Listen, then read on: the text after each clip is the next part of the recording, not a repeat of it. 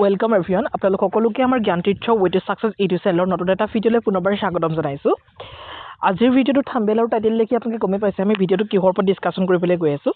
হয়, খুবেই বেছি ভাল খবৰ জব এক্সপিৰিয়েঞ্চ সকলৰ কাৰণে, কাৰণ ইতিমধ্যে বিজ্ঞাপন মুকলি হৈছে গ্ৰেড 3 পদৰ কাৰণে আৰু প্ৰায় 13,000 ভেকেঞ্চি, খুব কম ভেকেঞ্চি নহয়, গতিকে 13,000 ভেকেঞ্চিৰ কাৰণে বিজ্ঞাপন মুকলি হৈছে বেলেগ বেলেগ পদৰ কাৰণে। চ' গোটেই ডিটেইলছখিনি এইটো ভিডিঅ'তে আমি আলোচনা কৰিম। চ' আপোনালোকে অকণমানো স্কিপ নকৰাকৈ ভিডিঅ'টো কমপ্লিটকৈ চাব।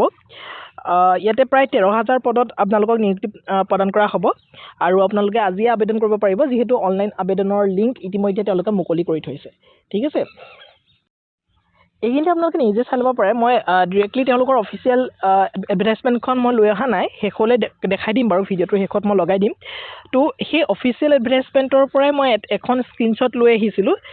তো এইটো কম্বাইণ্ড গ্ৰেজুৱেট লেভেলৰ এক্সামিনেশ্যন হয়, তাৰমানে যেনেকৈ ধৰণে আমাৰ অসমত ADRE হয়, ঠিক একেধৰণে চেণ্ট্ৰেলত কম্বাইণ্ড গ্ৰেজুৱেট লেভেল এক্সামিনেশ্যন বা এনেকুৱা ধৰণৰ এক্সামিনেশ্যন তেওঁলোকে কণ্ডাক্ট কৰে। যেনেকৈ ধৰণে আমাৰ ADRE বিভিন্ন ধৰণৰ ডিপাৰ্টমেণ্টবিলাকৰ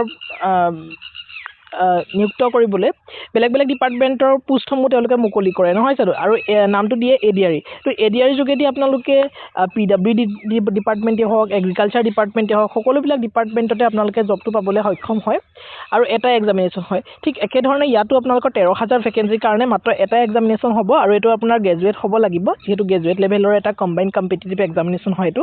চ' আপোনালোকে হায়াৰ ছেকেণ্ডেৰীসকলে আবেদন কৰিব নোৱাৰিব, যিসকলে গ্ৰেজুৱেট অলৰেডি পাছ কৰিছে বা যিসকলে গ্ৰেজুৱেট ফাইনেল ছেমিষ্টাৰ বা ফাইনেল ইয়েৰত আছে, তো তেওঁলোকে ইয়াতে আবেদন কৰিব পাৰিব। ঠিক আছে, ইয়াতে তেওঁলোকে স্পষ্টকৈ লিখিছে যে ডেট অফ দ্য, চাই লওক, date for submission of the online application আপোনালোকৰ ইতিমধ্যে 21 মে' তাৰিখৰ পৰাই আৰম্ভ হৈ আছে আৰু 22 জুন তাৰিখলৈকে আছে, অৰ্থাৎ এমাহ সময় দিছে। আৰু আজি জুনৰ 8 তাৰিখ, তো এইকেইদিনতে আপোনালোকে আবেদন কৰি লওক। নেক্সট লাষ্ট ডেটটো আপোনালোকক দিছে 22 জুন, কৈছোৱে। লাষ্ট ডেট অফ দ্য আপোনালোকৰ অনলাইন পে'মেণ্ট সকলোৱে পে'মেণ্ট কৰিব নালাগে, বহুতৰ কাৰণে ফ্ৰীয়ে আছে। অকল OBC আৰু জেনেৰেলৰ যিসকল মেল কেণ্ডিডেট আছে, তো সেই মেল কেণ্ডিডেটসকলে মাত্ৰ 100 টকা এটা পে'মেণ্ট কৰিব লাগিব। বাকী সকলো অল ফিমেল আৰু বাকী ৰিজাৰ্ভ কেটেগৰী, PWD কেটেগৰী সকলোৰে কাৰণে ইয়াতে ফ্ৰী, 0, তাৰমানে এটকাও তেওঁলোকে পইচা ইয়াতে পে'মেণ্ট কৰিব নালাগে। গতিকে খুব কম এটা ফিজ তেওঁলোকে লৈছে কেৱল জেনেৰেল আৰু OBC যিসকল মেল কেণ্ডিডেট আছে, তো তেওঁলোকৰ কাৰণে। তো তেওঁলোকে 23 তাৰিখৰ ভিতৰত আপোনালোকে গোটেই পে'মেণ্টখিনি ক্লিয়াৰ কৰিব লাগিব, 23 জুনৰ ভিতৰত। ঠিক আছে, নেক্সট আছে dates of window' for applications from corrections including online payment.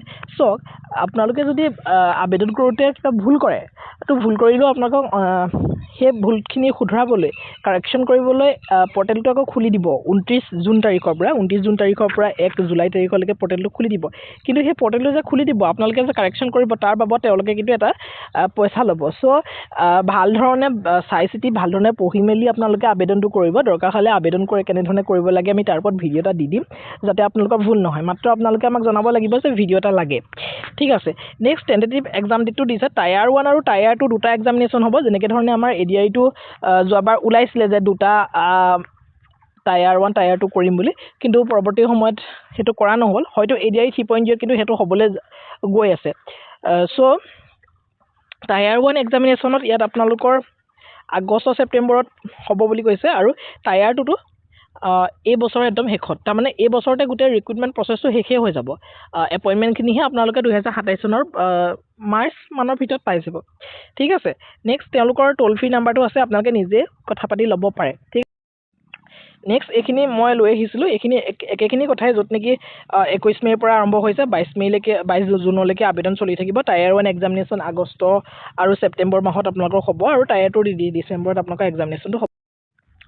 ইয়াতে আচলতে বেলেগ বেলেগ ডিপাৰ্টমেণ্টৰ বেলেগ বেলেগ পদসমূহ যিহেতু আছে, গতিকে কিছুমান পদৰ কাৰণে কোৱালিফিকেশ্যনটো বেলেগ আছে। তাৰমানে গ্ৰেজুৱেট বিচাৰিলেও কিছুমান পদৰ কাৰণে এনেকুৱা বিচাৰিছে গ্ৰেজুৱেট উইথ মেথমেটিক্স বা গ্ৰেজুৱেট উইথ ফিজিক্স, এনেকুৱা ধৰণৰ কোৱালিফিকেশ্যনো বহুকেইটা পদত বিচাৰিছে। গতিকে আমি কোৱালিফিকেশ্যনসমূহ ভালধৰণে চাই ল'ম, কোনকেইটা পোষ্টৰ কাৰণে আপোনালোকেনো আবেদন কৰিব পাৰে। আৰু এইখিনিতে মই কওঁ, এইটো এটা যিহেতু কম্বাইণ্ড কম্পিটিটিভ এক্সাম হয় গ্ৰেজুৱেট লেভেলৰ, চ' যিকোনো ডিপাৰ্টমেণ্টত আপোনালোকৰ পোষ্টিং হ'ব পাৰে, সেইটো আপোনালোকে আগতীয়াকৈ ক'ব নোৱাৰে। আৰু খুব ভাল পোষ্ট, গ্ৰেড 3 লেভেলৰ খুব ভাল পোষ্ট ইয়াতে আছে। আৰু ইয়াৰ কাৰণে আপোনালোকে আকৌ বেলেগকৈ প্ৰিপেৰেশ্যন কৰিবলৈ দৰকাৰ নাই, যিহেতু ADRE কাৰণে খুব সুন্দৰভাৱে আপোনালোকে প্ৰিপেৰেশ্যন কৰি আছে। চ' এই এক্সামটোৰ কাৰণে আপোনালোকে এক্সামটো দিবলৈ ভাল হ'ব। চ' মই ভাবিলোঁ এই এক্সামৰ নটিফিকেশ্যনটো আপোনালোকৰ লগত শ্বেয়াৰ কৰোঁ আৰু আপোনালোকক খুব সুন্দৰভাৱে ইয়াতে আবেদন কৰক আৰু ইয়াতে চিলেকশ্যন লৈ গুচি যাওক।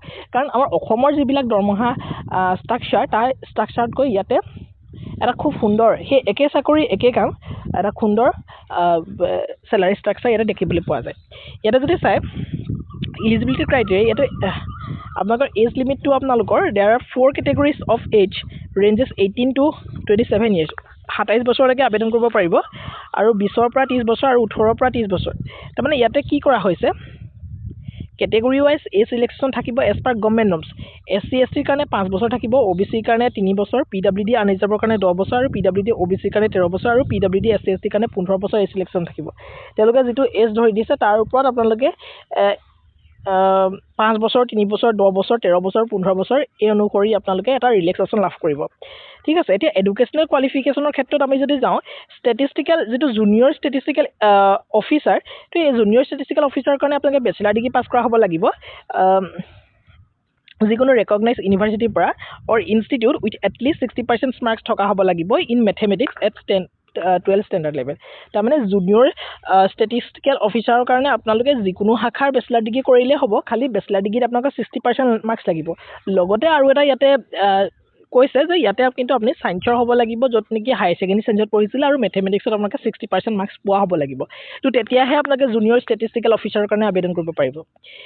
লগতে ইয়াতে আৰু কৈছে bachelor degree in any subject হ'লেও হৈ যাব। লগতে যদি আপোনালোকৰ ষ্টেটিষ্টিক্স আছে as one subject at degree level, যদি ডিগ্ৰী লেভেলত আপোনালোকে বেচেলাৰ ডিগ্ৰী যিকোনো ছাবজেক্টতে কৰিছে কিন্তু লগত যদি আপোনালোকৰ ষ্টেটিষ্টিক্স ছাবজেক্টটো আছে দেন আপুনি এলিজিবল হ'ব এই পদটোৰ কাৰণে।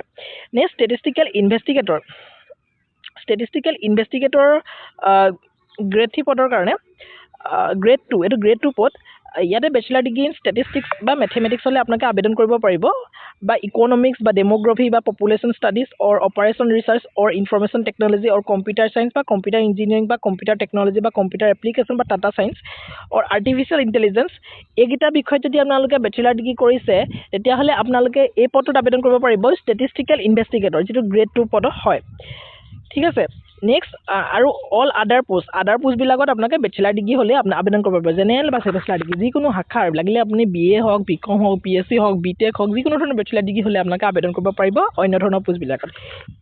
কিন্তু আপোনালোকে ষ্টেটিষ্টিকেল ইনভেষ্টিগেটৰ গ্ৰেড 2 আৰু জুনিয়ৰ ষ্টেটিষ্টিকেল অফিচাৰ এই দুইটা পদৰ কাৰণে কিন্তু আপোনালোকে সকলোৱে আবেদন কৰিব নোৱাৰিব। মই কৈ দিলোঁ কোনে কোনে আবেদন কৰিব পাৰিব। নেক্সট কৈছে the candidate who have appeared in their final of their graduations can apply, however they must possess essential qualification মানে যিসকলে আপোনালোকৰ এতিয়া ফাইনেল ছেমৰ এক্সাম দিছে বা বেচেলাৰ ডিগ্ৰী পাছ কৰিবলৈ একদম ফাইনেল ষ্টেজত আছে তো তেওঁলোকে ইয়াতে আবেদনটো কৰি দিব। কাৰণ ইয়াতে গোটেই প্ৰচেছটো হওঁতে তেওঁলোকে ডেফিনেটলি গোটেই তেওঁলোকৰ বেচেলাৰ ডিগ্ৰীটো পাছ আউট হৈ যাব। ঠিক আছে। নেক্সট ইয়াতে আপোনালোকৰ এপ্লিকেশ্যনছ ফিজৰ কথা কৈছে। ইয়াতে আপোনালোকে মই কৈ আহিলোঁ জেনেৰেল আৰু OBC যিসকল মেল কেণ্ডিডেট আছে তেওঁলোকে 100 টকা এটা পে'মেণ্ট কৰিব লাগিব আৰু SC ST all women x servicemen তেওঁলোকে কোনো পইচা পে'মেণ্ট কৰিব নালাগে আৰু পে'মেণ্ট মোডটো আপোনালোকে through debit card credit card বা SBI ৰ জৰিয়তে এটা পে'মেণ্ট কৰিব পাৰিব। নেক্সট এক্সাম চেণ্টাৰসমূহ আপোনালোকৰ মই নৰ্থ ইষ্টাৰ্ণ ৰিজনৰ কথাই কৈছোঁ যিহেতু আমি অসমৰ পৰা ভিডিঅ'বোৰ চাই আছোঁ। তো ইয়াতে ইটানগৰত এটা আছে আপোনালোকৰ এটা চেণ্টাৰ, ডিব্ৰুগড়ত হ'ব, গুৱাহাটীত হ'ব, যোৰহাটত হ'ব, শিলচৰত হ'ব, তেজপুৰত হ'ব, ডিমাপুৰত হ'ব, কহিমা, শ্বিলং, ইম্ফল আৰু এই ধৰণে গোটেইকেইটা আছে। তো ইয়াতে যিটো আপোনালোকৰ সুবিধা যিটো আপোনালোকৰ কাৰণে ওচৰৰ বা যিটো সুবিধা হয় সেইটোৱে আপোনালোকে নিজে চিলেক্ট কৰিব পাৰিব আৰু সেইমতে আপোনালোকৰ এক্সাম চেণ্টাৰ হ'ব। ঠিক আছে। নেক্সট যদি যাওঁ হাউ টু এপ্লাইটো বাৰু মই জনাম, কিন্তু তাৰ আগতে আমি চাই লওঁ ওপৰলৈ যাওঁ। ইয়াতে কি পোষ্টতনো আপোনালোকে ইয়াতে আবেদন কৰিব পাৰিব। ইয়াতে গ্ৰেজুৱেট লেভেল এক্সামিনেশ্যন হয়। ইয়াতে ভেৰিয়াছ গ্ৰুপ বি আৰু গ্ৰুপ চি পোষ্ট আছে, মানে গ্ৰেড 2 আৰু গ্ৰেড 3 পদসমূহ ইয়াতে আছে। ইয়াতে খুব ভাল পোষ্ট আচলতে এছিষ্টেণ্ট অডিট অফিচাৰ আছে, এছিষ্টেণ্ট একাউণ্ট অফিচাৰ আছে, এছিষ্টেণ্ট ছেকশ্যন অফিচাৰ আছে, ইনস্পেক্টৰ আছে, ছাব ইনস্পেক্টৰ আছে, ইনস্পেক্টৰ অফ দ্য পোষ্ট আছে, statistical investigator, office superintendent, auditor, accountant, text assistant, postal assistant বা শ্বৰ্টেজ এছিষ্টেণ্ট এনেকুৱা ধৰণৰ বহুখিনি পোষ্ট আছে। চ' যদি আপোনালোক ইচ্ছুক তেতিয়াহ'লে আবেদন কৰি ল'ব। আৰু ইয়াতে প্ৰায় পদ এপ্ৰক্সিমেটলি 12,256টা পদ আছে, প্ৰায় 13,000। তো ইয়াতকৈ হয়তো আমি যিমান গম পাইছোঁ চ'ৰ্চৰ পৰা প্ৰায় 13,000 পদ হ'ব বুলি শুনিছোঁ আৰু ইয়াতে পে' লেভেলটো আপোনালোকৰ 4 to 8 পে' লেভেল দিয়া হ'ব আৰু ইয়াতে 25,000 বেছিক পে' টু 81,100 টকালৈকে ইয়াৰ লগতে আপোনালোকৰ গ্ৰেড পে' বা এই ধৰণৰ থাকিবই আৰু 47,600 পৰা 1,51,100 টকালৈকে আমাৰ খুব ভাল দৰমহা আপোনালোকে ইয়াতে দৰমহা এটা পেকেজ আপোনালোকে ইয়াতে লাভ কৰিব ঠিক আছে এইখিনিতো আৰু মই পুনৰ কোৱাৰ কোনো প্ৰয়োজন নাই আপোনালোকে সকলোখিনি কথা গমেই পালে আৰু মই ডিটেইলছত গোটেইখিনি যিহেতু কৈয়ে দিছোঁ নেক্সট যদি আমি চাবলৈ যাওঁ how to apply ইয়াতে এপ্লাই কৰিবলৈ হ'লে interested and eligible candidate may apply online for this vacancy by visiting official SSC recruitment portal তাৰমানে আপোনালোকে ইয়াতে আবেদন কৰিবলৈ অনলাইনতে আবেদন কৰিব লাগিব কোনো ধৰণৰ অফলাইন আবেদন ইয়াতে একচেপ্ট কৰা নহ'ব তাৰপিছতে আপোনালোকে গৈ পানি তেওঁলোকৰ SSC যিটো অফিচিয়েল ৱেবছাইট তাতে যাব তাতে গৈ পানি আপোনালোকে অকমান স্ক্ৰল ডাউন কৰিলে ইম্পৰ্টেণ্ট লিংকছ হ'ব তাতে দেখা পাব তাতে আপোনালোকে অনলাইন এপ্লিকেশ্যন ফৰ্ম বুলি থাকিবই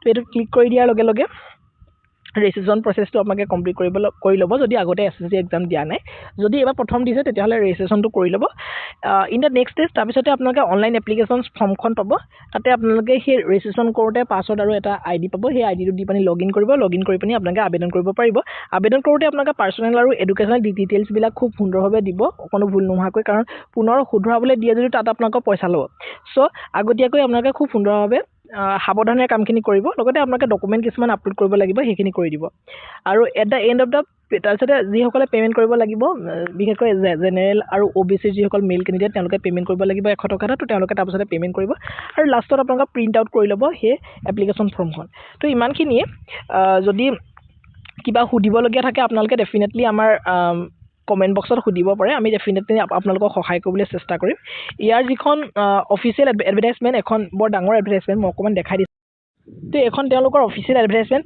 প্ৰায় 132 খিলা পেজৰ এটা PDF হয় চ' ইয়াতে গোটেইখিনি ডিটেইলছ লিখাই আছে নিজেও চাই ল'ব পাৰে মই এইটো PDF এইকাৰণে আপোনালোকৰ সৈতে মই ডিছকাছ কৰা নাই কাৰণ ইয়াতে যদি ডিছকাছ কৰিবলৈ যাওঁ যথেষ্ট সময়ৰ প্ৰয়োজন হ'ব 132 পেজ সহজ কথা নহ'ব যিহেতু গতিকে মই যিখিনি ইম্পৰ্টেণ্ট পইণ্ট সেই ইম্পৰ্টেণ্ট পইণ্টখিনি আপোনালোকৰ সৈতে মই আলোচনা কৰি দিলোঁ বাকী থাকিলে SSC CGL এক্সামটো ক্ৰেক কৰিবলৈ আপোনালোকে কেনেকৈ ধৰণে প্ৰিপেৰেশ্যন কৰিব লাগিব হাতত বৰ বেছি সময় নাই আগষ্ট মাহত আপোনালোকৰ এক্সাম হ'ব আৰু তেওঁলোকৰ টাইম টেবুলটো একেবাৰে নিট এণ্ড ক্লিন যিটো কয় তাৰ মতে হ'বই আগষ্ট বা ছেপ্টেম্বৰ এই দুটা মাহতে আপোনালোকৰ এক্সামিনেশ্যন হ'ব এতিয়া হৈছে জুন জুলাই আগষ্ট দুটা মাহ আপোনালোকে হাতত পাব এই দুটা মাহ আপোনালোকে বেলেগ একো কৰিব নালাগে যিখিনি পঢ়িছিলে ADR কাৰণে হওক বা অন্য ধৰণৰ গভৰ্ণমেণ্ট এক্সামিনেশ্যনৰ কাৰণে তো তেতিয়াহ'লে আপোনালোকে সেই বস্তুখিনিকে খুব ৰিভিজন কৰক আৰু ৰিভিজন কৰি থাকিলে আপোনালোকে যিখিনি টপিক আহিব সেই টপিকখিনিৰ ওপৰত আপোনালোকৰ এটা কনফিডেঞ্চ বিল্ড হ'ব আৰু সেই কনফিডেঞ্চটো বিল্ড হোৱাৰ লগে লগে সেইখিনি কুৱেশ্যন আপোনালোকে কৰিব পাৰিব আৰু ইয়াতে সেইখিনি কৰিলে এনাফ হ'ব ইয়াৰ লগতে যদি আপুনি এতিয়াও একো পঢ়া নাই তেতিয়াও আপোনালোকৰ কাৰণে সলিউশ্যন আছে আপোনালোকে পিনাকুলৰ